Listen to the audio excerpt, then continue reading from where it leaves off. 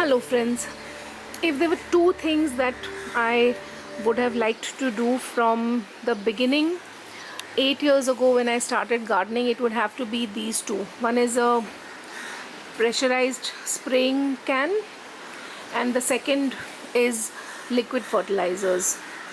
These two are a game changer for any garden with regards to the amount of money that is being spent on fertilizers and also the amount of time that it takes to maintain and keep a garden relatively in good health. So I just want to share my experiences using these products. Now, as far as the liquid fertilizers go, I have started making my fish emulsion fertilizer now for the last 2 or 3 years, and I have a detailed video on how I do that, and I'll provide the link in the description. You can have a look at that. It is very simple and very easy, and really it saves a lot of money if you want to make your own fish fertilizer. Of course, if you're in the US or in any other western countries, then you have these ready ones available, the fish fertilizer, which is 511, and the more bloom, which is 01010. Combination of these two is all that one needs for a garden. Now unfortunately I don't have access to the fish fertilizer, so I'm making my own.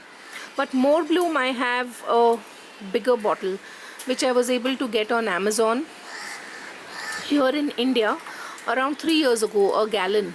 So I'm using it very judiciously and very carefully, and the spraying, the foliar feeding really helps in saving that fertilizer that I may not be able to get from the US for a very long time. Now, the reason I ventured into liquid fertilizers was when I started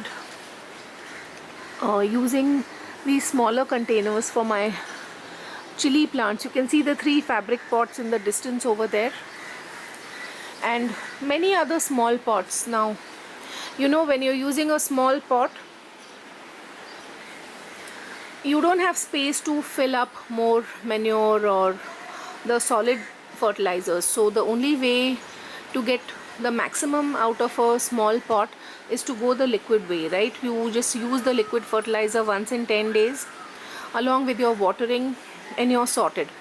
Now, I was doing a soil feeding initially, but when I realized that I'll not be able to get the more bloom for a while, I started to use the foliar spray. Now, as you know, the foliar spraying is done early in the morning or later on in the evening after the sun has gone down, because you want to basically spray the undersurface of all the leaves. That is where the stomata are present, and that is where the exchange of gases and nutrients and everything else happens. And you don't want to do that when the stomata are open in the daytime during the photosynthesis process. So you want to do this early in the morning.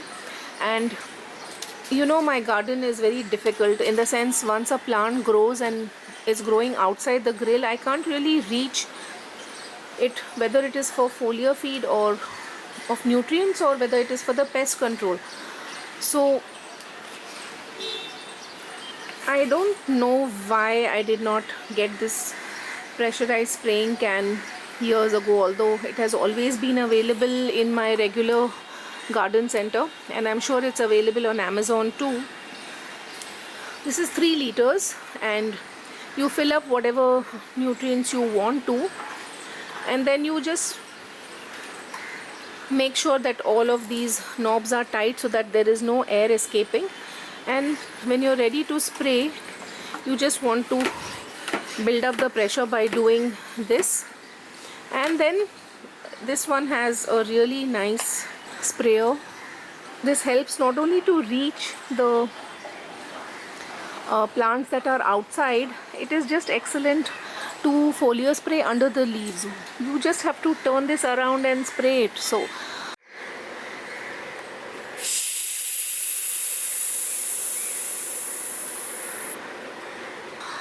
it just makes everything so convenient.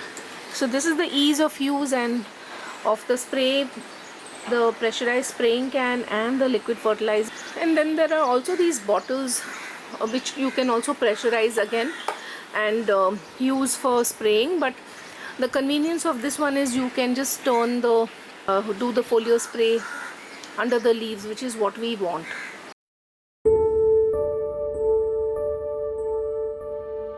How does one save money by using liquid fertilizers? Now let's take the example of this seaweed liquid fertilizer. I'm going to be using this for all of my house plants. You can see there are many, and many more.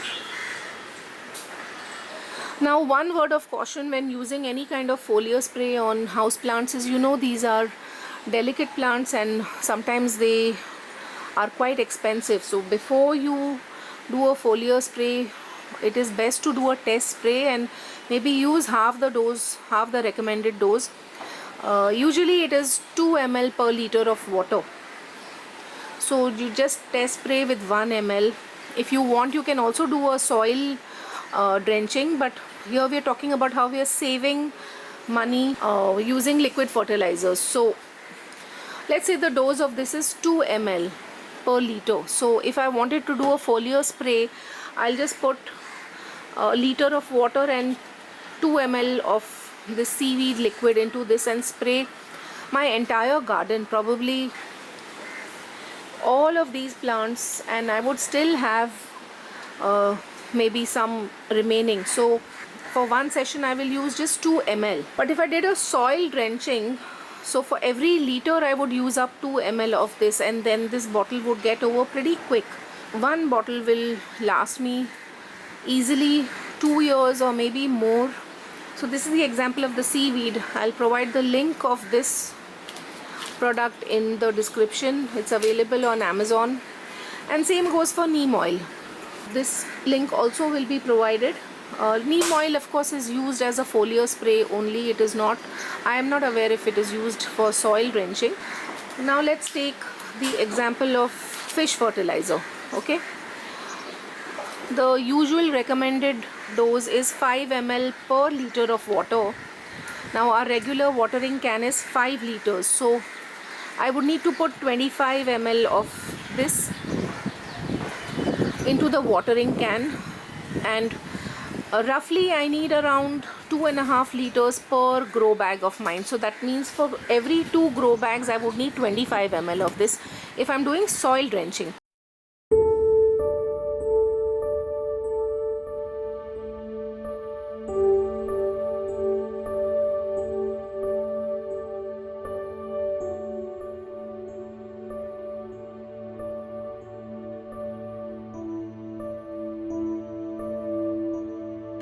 However, if I'm doing a foliar spray, I will need just 5 ml per liter of water, and I can mix this along with the more bloom, and this one the dose is even lower. It is just 1 teaspoon for a gallon. A gallon is 3.74 liters. So you can see the amount of saving that happens and the efficiency that is there using a pressurized spraying can and liquid fertilizers. It just simplifies things, and I wish I was doing this right from the beginning. But of course, as we garden and we gather new experiences, we learn. There is a lot to learn in everything that we do. Not that our solid fertilizers don't have a role to play now. When we start the new growing season, we amend our old potting mix or make fresh potting mix. We need all those solid fertilizers to go into that potting mix for a fresh start. And then maybe once in the growing season, I will again add those solid fertilizers in the grow bags that have space. When there is no space and when I want to be efficient and effective, this is the way for me. So I hope that all of you found this information helpful. Thank you so much for watching, and Happy growing.